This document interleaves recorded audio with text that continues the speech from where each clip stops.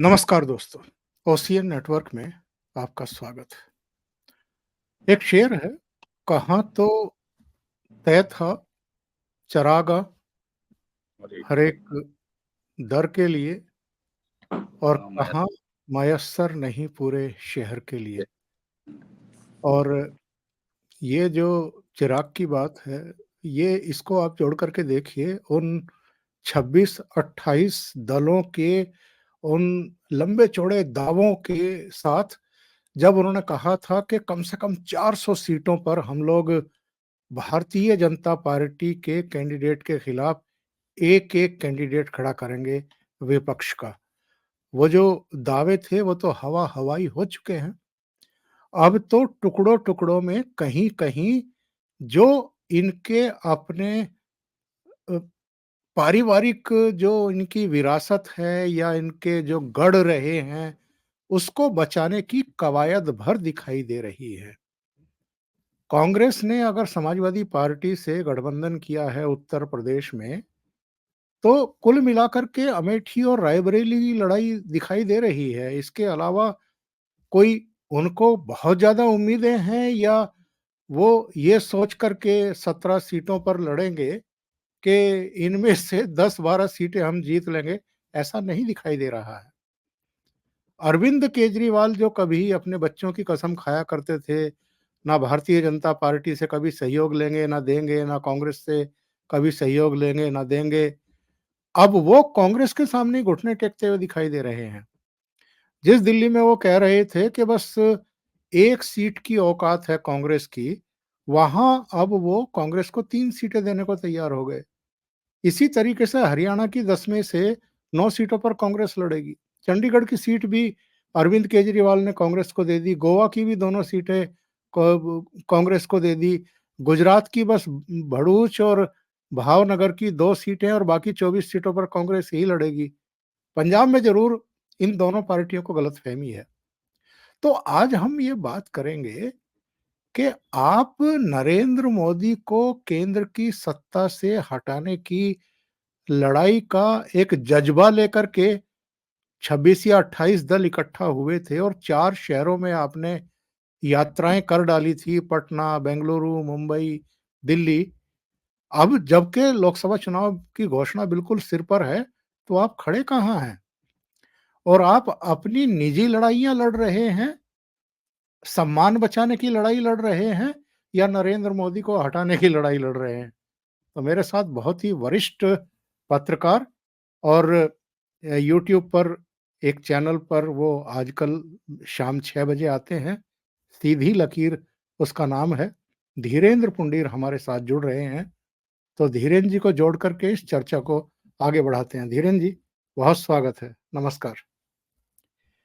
तो ये बताइए साहब, ये जो 400 सीटों पर भारतीय जनता पार्टी के खिलाफ एक-एक कैंडिडेट खड़ा करने की बात थी, वो तो हवा हो गई। देखिए, ऐसी कोई बात सिर्फ अखबारों के लिए, मीडिया के लिए और अपने लोगों के मनोबल को बनाने के अलावा बाकी कहीं नहीं थी।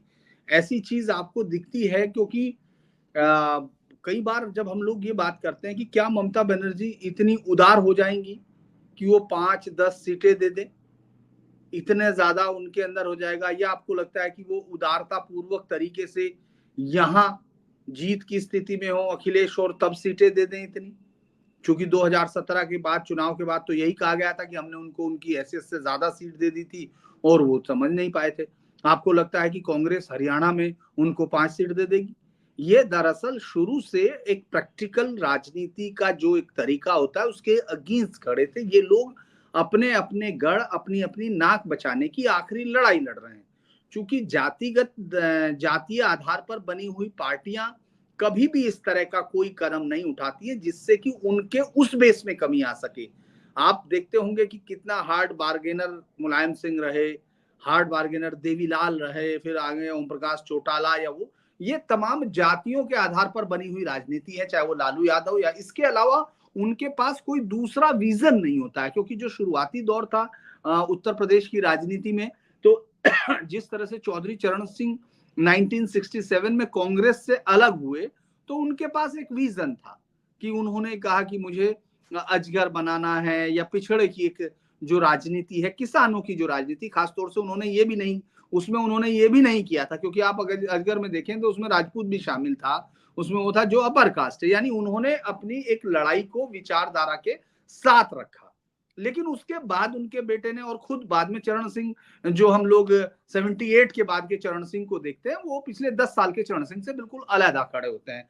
ये मैं इसलिए बता रहा हूं क्योंकि दर्शकों को ये हमेशा दिखना चाहिए कि दो चीजों में अंतर हमेशा होता है, कि जातीय आधार पर बनी हुई पार्टी क्या होती है और किस तरह से कोई एजेंडा कॉमन ड्रिवन प्रोग्राम पे होती हैं। लेकिन इस सब में एक सबसे अलग बदलाव आपको दिखाई देगा, वो है केजरीवाल। केजरीवाल जो अपने आप को एक ऐसी, जिसको मुझे लगता है कि शायद वो अकेले राजनेता होंगे जिन्होंने ये कसम खाई है कि उन्होंने शुरुआती 5 सालों में जो कहा है उसके खिलाफ करके दिखाना है। जो भी उन्होंने कहा है, मुझे लगता है कि वो अपनी रिकॉर्डिंग सुनते हैं और उसके बाद जो उन्होंने उसमें कहा है उसके उलट जाके करते हैं, ताकि वो ये बता सके कि देखो मुझे एक एक चीज अपनी याद है। मेरी नानी महामंदिर में नहीं जाएगी और उसको मंदिर है, लेकिन वो खुद मंदिर में पहुंचेंगे। बच्चों की कसम खा ली, लेकिन मैं कांग्रेस के साथ नहीं करूंगा। उस कांग्रेस के साथ हुआ, उसके बाद जिन लोगों को जी भर के गालियां दी उन सब के साथ पोस्टर पे खड़े हुए। सवाल ये नहीं कि आपकी राजनीति क्या है, सवाल ये है कि आपका जो वोटर है उसको आप कैसे सैचुरेट करते हैं। मैं बहुत समय तक ये सोचता रहा कि आखिर हम लोग रोज सच दिखाते हैं, कोशिश करते हैं, और मैं ये आज से 10-15 साल पहले की, जब मैं इन्वेस्टिगेशंस का रिपोर्टर हुआ करता था और हर रोज घोटाले और तमाम चीजें दिखाते थे हम लोग, लेकिन जनता फिर जिता देती थी।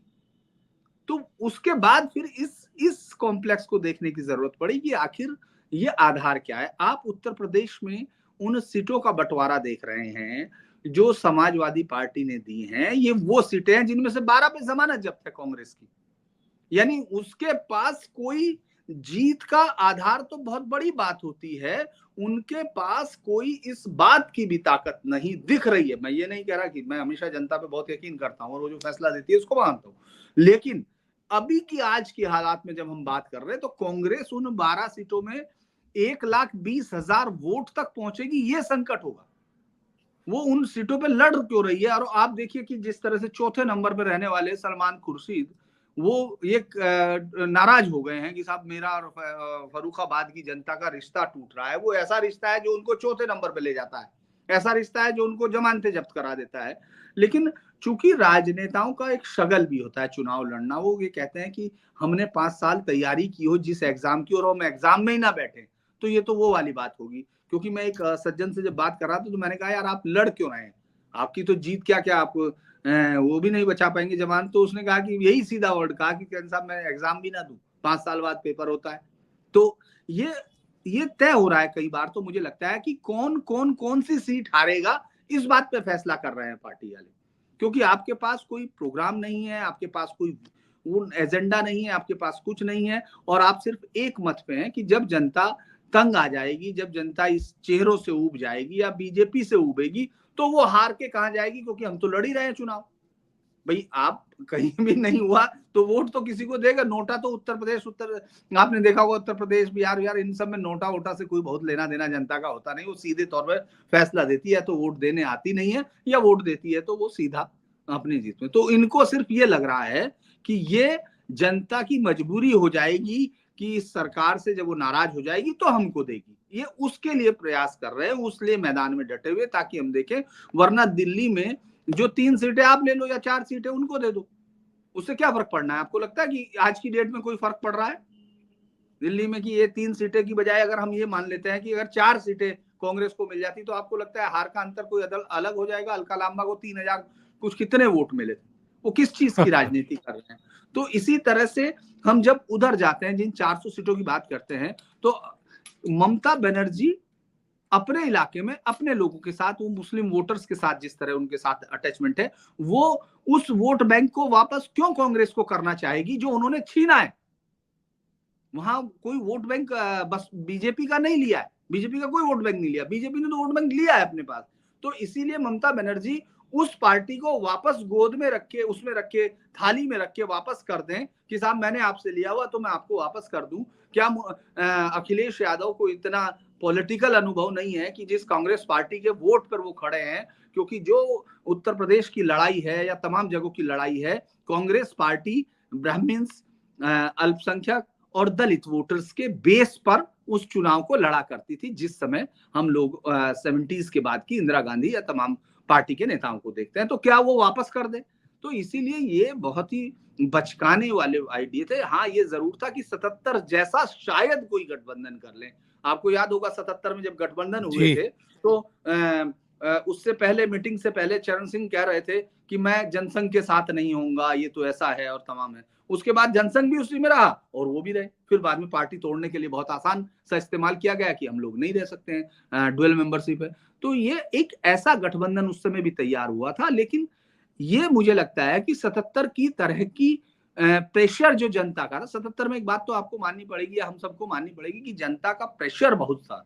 वो लीडरशिप जो थी वो जनता के प्रेशर में इकट्ठी हुई थी। यहाँ जनता का कोई उनके साथ समर्थन नहीं दिख रहा है, क्योंकि एकदम दूसरे खोज उस पर खड़े हुए दिख रहे हैं, क्योंकि आप जो आम जनता का मानस है उसके अगेंस्ट खड़े हुए दिख रहे हैं इस वक्त। तो कम से कम आप, चूंकि आप ये देखिए आज जैसे योगी आदित्यनाथ ने एकदम तुरंत फैसला लिया, क्योंकि कल से ये बात लगभग हो गई थी कि ये कटेगी नहीं, कि पेपर लीक हुआ है, ये बात बिल्कुल साफ तौर पे, क्योंकि ये भी है। तो उन्होंने तुरंत एक फैसला लिया कि कैंसिल करो और साथ ही साथ 6 महीने के अंदर करा दें, यानी ताकि एज की दिक्कत ना हो, वो ना दिक्कत हो। तो ये एक मुझे लगता है कि संवेदनशीलता की निशानी होती है और चुनाव के वक्त इसकी बहुत जरूरत होती है। अभी तो आप ये देखिए, अभी जो चुनाव के लिए आज जो तमाम समाजवादी पार्टी के विधायक बुला लिए गए लखनऊ में, उनको एक जगह रखने की बात है, फिर वो दूसरी पार्टियां। तो हम लोग सिर्फ एक ऐसी चुनाव को देख रहे हैं जहां विपक्षी पार्टियां इस बात के लिए तैयार हो रही हैं कि उनको हराना नहीं है, उनको उनको किन किन सीटों पे हारना है ये तय करना है। अच्छा, उत्तर प्रदेश की 80, पश्चिम बंगाल की 42, इन दोनों ही राज्यों में 2019 में त्रिकोणीय मुकाबला हुआ था। उस समय ममता बनर्जी इंडिपेंडेंटली लड़ रही थी और भारतीय जनता पार्टी भी, और जो आपके कांग्रेस वामपंथी वगैरह मिलकर के लड़ रहे थे। तो त्रिकोणीय मुकाबला हुआ, नतीजा सबके सामने है। इस बार भी त्रिकोणीय ही मुकाबला हो रहा है। 4 बैठकों का कोई फर्क पड़ता हुआ दिखाई नहीं दिया। उत्तर प्रदेश में पिछली बार सपा बसपा आरएलडी साथ थे, इस बार बसपा बाहर है और आरएलडी बीजेपी की तरफ जा चुकी है। अब सपा और कांग्रेस है, तो फिर त्रिकोणीय मुकाबला यहां होने वाला है। तो इस पूरी कवायद का फर्क क्या पड़ा? देखिए, उत्तर प्रदेश को अगर हम गौर करें, पिछली बार के चुनाव को बहुत उसको देखते हैं, अगर हम लोग सोशल फैब्रिक के आधार पर देखें, तो बसपा एक ताकतवर एलाइज थी।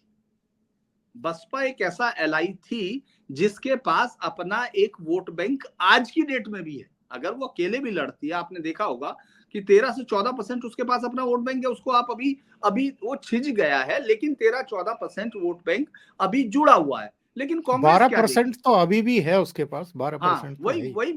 वही मेरा मानना है कि 13-14% उसके पास ऐसा वोट बैंक है जो उसके साथ कमिटेड है। लेकिन कांग्रेस के पास क्या है उत्तर प्रदेश में? 2.97। वो क्या देगी? तो इसीलिए उस त्रिकोणीय का नुकसान ज्यादा है, क्योंकि बसपा अपनी वोट को लेके रहेगी। अपनी वोटों को वो हो सकता है कि कुछ नीचे जाए, कुछ ऊपर आ जाए, ये भी हो सकता है, क्योंकि इस बार वो टैक्टिकल फिर दोबारा से, जो एक आपने देखा होगा कि एक स्पेसिफिक होता है, वो दलित प्लस मुस्लिम वोटर्स का और प्लस जातिगत समीकरण, मुझे लगता है इन सब लीडर्स में मायावती बहुत अच्छे से पहचानती हैं। जिस जातीय गणित की ये बात करते हैं, उसमें मुझे लगता है वो इनके लिए जरूर परेशानियां खड़ी कर देंगी। ये इसीलिए ये तीसरा गठक आपको यूपी में तो जरूर दिखेगा, क्योंकि पिछली बार कांग्रेस अलग लड़ी थी, एक छोटी सी पार्टी के साथ वो थी, लेकिन कांग्रेस के पास कुछ था ही नहीं। तो इसीलिए वो ज्यादा ताकतवर गठबंधन था। अगर बीजेपी के खिलाफ था तो पिछली बार की स्थिति बीजेपी के खिलाफ सबसे खतरनाक अगर स्थिति हो सकती थी, सबसे सॉलिड गठबंधन जो हो सकता था, वो कर चुके थे पिछली बार। लेकिन उसके बावजूद वो बीजेपी को 62 सीटें लेने से रोक नहीं पाए थे। 49 समथिंग तक बीजेपी का वोटर था, या लगभग 50% वोट था। और अगर बीजेपी उसमें 1-2% बढ़ा लेती तो आप चाहे कितने भी वोट ले आप तो जीत रहे हैं। दूसरा क्या है कि आप इस पे एक और गौर कीजिए कि जो हम कश्मीर जो आरएलडी को देखते हैं, आरएलडी मुजफ्फरनगर सीट पर अजीत सिंह जो है खड़े हुए और बहुत ताकत से चुनाव लड़ा गया, तब लड़ा गया जब तीनों पार्टियां थी। आरएलडी के बहुत सारे बयान इस तरह के होते हैं जैसे वो बहुत बड़ी ताकत है, या वो अखबारों में आपको जरूर दिखेगा, लेकिन वो कभी ताकत नहीं है। मुजफ्फरनगर में कभी किसी सीट पर वो जीतती नहीं है। खुद 1971 में चौधरी चरण सिंह चुनाव हारे, ठाकुर विजयपाल सिंह से 50,000 वोटों से सीपीआई से लड़े, लेकिन इसके बावजूद वहां सपा और बसपा ताकत है। अगर विपक्ष की बात करते हैं तो वो दोनों पिछली बार एक थे, आरएलडी इस बार वहां से, तो आरएलडी का वोट वहां से साथ में जाएगा, जो भी वोट है उनका वो जरूर है, इतना वोट जरूर होता है कि वो जीत के अंतर को बढ़ा देगा। आप अमरोहा में इस बार चेंज देख लेंगे, तो जो यूपी का चेंज है, जो थर्ड फ्रंट है, वो इस बार ज्यादा नुकसानदेह है विपक्ष के लिए, क्योंकि मायावती अपना वोट लेंगी, उसमें कोई बदलाव कोई है ही नहीं।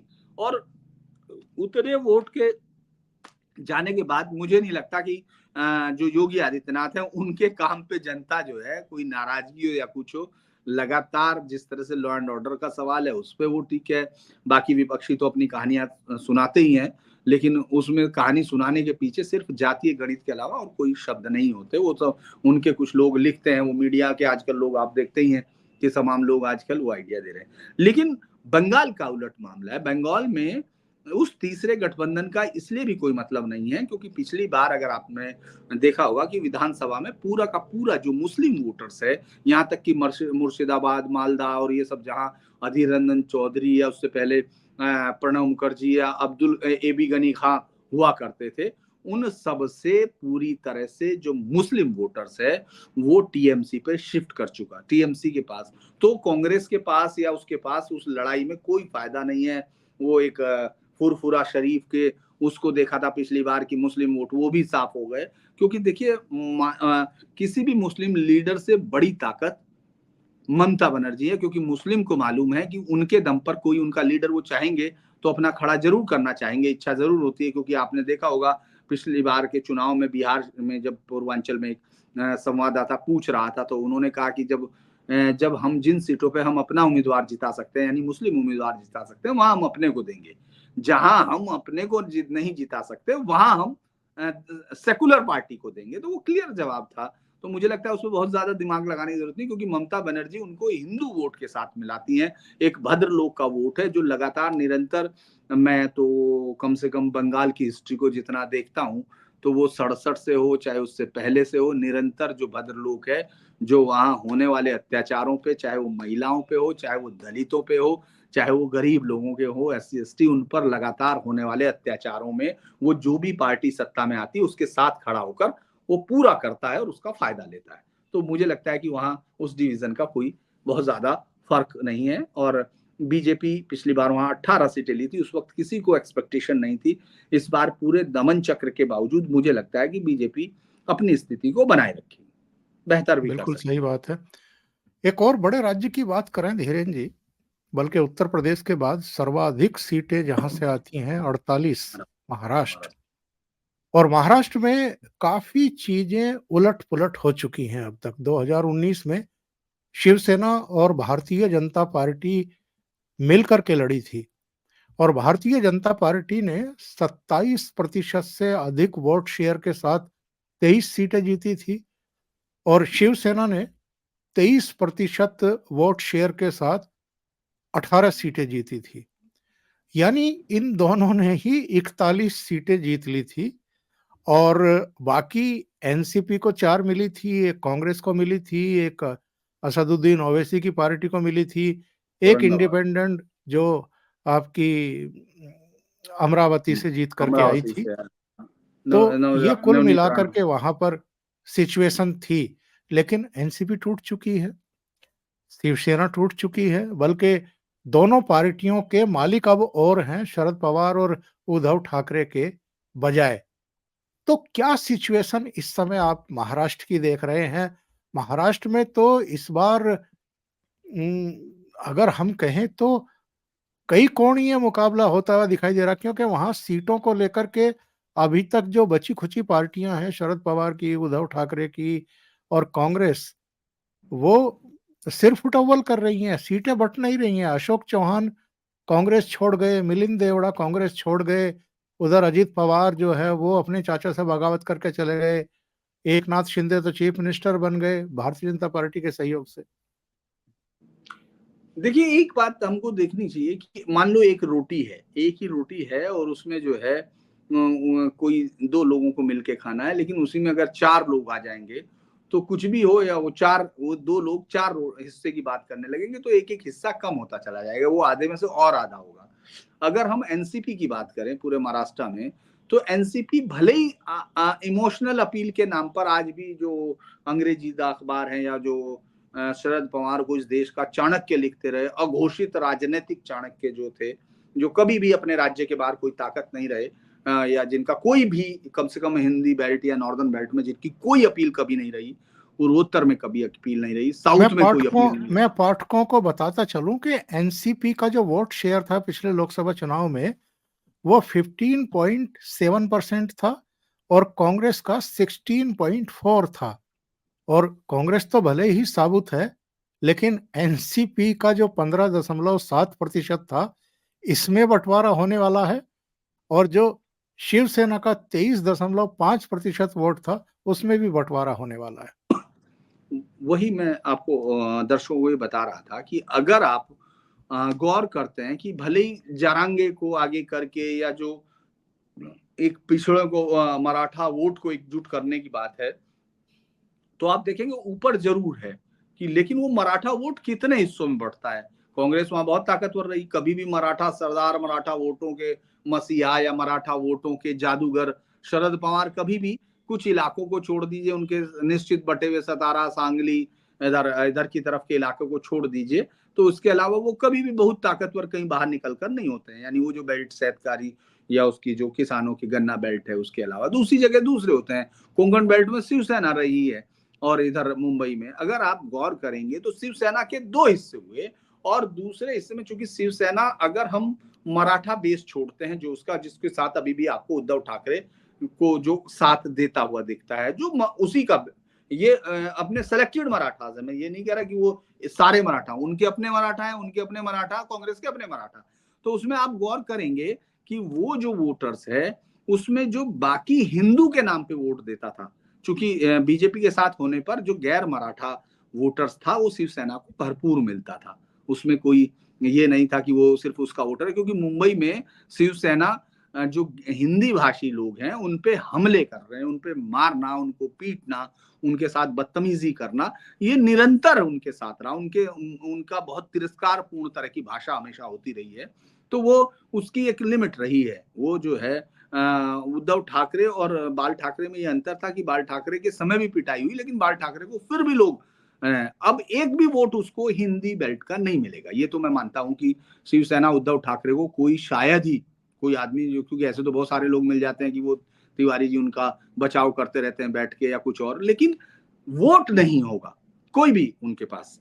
और उधर एकनाथ शिंदे की जो सबसे बड़ी ताकत है वो ये है कि उसने हिंदुत्व का मुद्दा, हिंदुत्व के मुद्दे को पकड़ के वो खड़ा हुआ। तो जो गैर मराठी हिंदी जो हिंदू वोटर था शिवसेना का, वो अल्टीमेटली उधर जाएगा और जो मराठा वोटर है उसमें बंटवारा होगा, क्योंकि शिंदे कम बड़े मराठा अपने आप को नहीं कहते। और शिंदे बाल ठाकरे के बहुत विश्वसनीय, बल्कि आनंद के जो उनके वहां के दिगे के उनके बहुत करीबी जो शिष्य है उसकी तरह से माना जाता है। तो मैं ये मानता हूं उसमें सीधा बंटवारा हो गया। कांग्रेस का जो वोट बैंक था वो इसलिए छिज गया है और बुरी तरह छिज गया है। मुझे देखना पड़ेगा कि इस बार के चुनाव के बाद क्या होता है।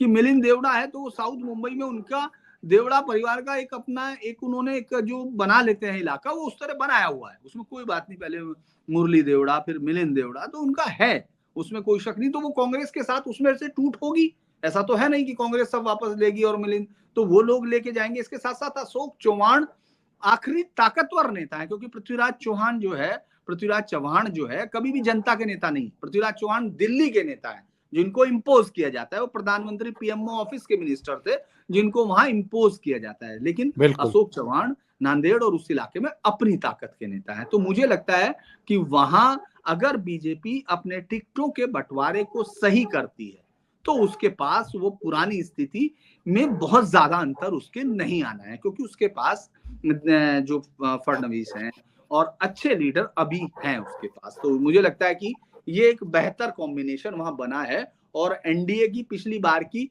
कमोबेश हालत वही रहेगी।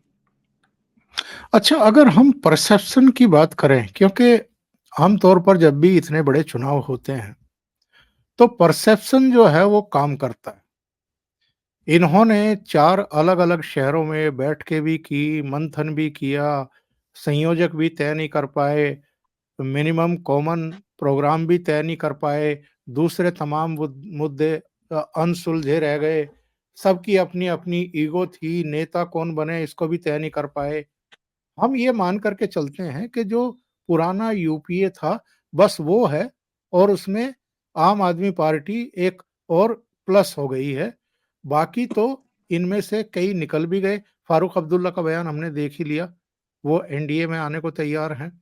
तो टूट-फूट हो रही है और एक आध पार्टी बस प्लस हुई है यूपीए में, बाकी इंडिया अलायंस लगभग खत्म ही है। वो बस नाम भर के लिए है, उसका नाम इस्तेमाल कर रहे हैं और कुछ नहीं है। तो ऐसे में परसेप्शन की लड़ाई कौन जीतता हुआ दिखाई दे रहा है?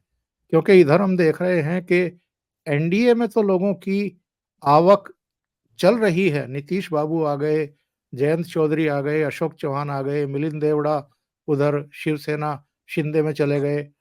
तो यहाँ तो लगातार एक परसेप्शन क्रिएट हो रहा है, लेकिन वो किसी को शामिल कर पा रहे हों या कुछ प्लस कर पा रहे हों, ऐसा दिखाई नहीं दे रहा। तो परसेप्शन की लड़ाई कौन जीतता हुआ दिखाई दे रहा है? देखिए, परसेप्शन वाइज तो इस समय एनडीए बहुत बेहतर स्थिति में है, क्योंकि उनके पास एक ऐसा प्रधानमंत्री है जिसको लेकर लोगों में अभी उत्साह, क्रेज न केवल बना हुआ बल्कि बढ़ रहा है, वो कम नहीं हो रहा है। अगर आप काशी की सड़कों का मैसेज समझें, जिस तरह से वहां दिख रहा था, तो वो ये बताता है कि आप अपने 43वीं बार एक सांसद, देश का प्रधानमंत्री अपने संसदीय क्षेत्र में 43वीं बार जा रहा है 10 बार में, चूंकि वो उस स्टेट का भी नहीं है, वो उसका भी नहीं है। और उसके उसके उलट आप देखिए, जिस सीट पर पूरा खानदानी सीट मानी जाती रही है, रायबरेली से सोनिया गांधी कितनी बार गई होंगी, वो तो जीत नहीं 2022 के पाई। बाद गई ही नहीं। और उसी तरह से आप अमेठी में देखिए, राहुल गांधी हार के बाद कितनी बार गए हैं, और प्रियंका गांधी 2022 की हार के बाद कितना गई हैं।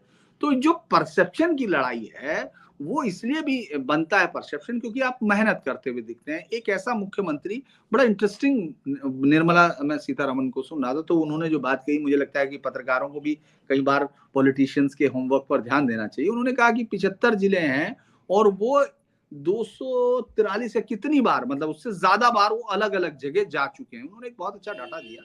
तो मैं वाकई सोच रहा था कि एक मुख्यमंत्री के तौर पर इतना जगह जाना, लगातार जाना, आप अभी देखिए, अभी यहाँ है, फिर गोरखपुर है, फिर सीतापुर है, तीन तीन एक एक दिन में वो अलग अलग जिले। तो एक मुख्यमंत्री इस तरह मूव करता है, जानता है, चूंकि आप भले ही कुछ भी छिपाएं, ब्यूरोक्रेसी हमेशा छिपाने पे यकीन रखती है, और वो सबसे बड़ा गड्ढा होती है किसी भी सरकार के लिए, चूंकि जनरली वो किसी भी वो यथास्थिति बनाए रखने की कोशिश करती है। वो कभी भी चेंज आने के खिलाफ सबसे ज्यादा काम करती है, और राजनेताओं को डुबोती भी वही है। लेकिन आप ये देखें कि अगर आप कितना ही छिपाएंगे, लेकिन अगर मुख्यमंत्री लगातार जा रहे हैं, तो वो पकड़ लेंगे, उनको लोग कोई ना कोई मिल जाएगा।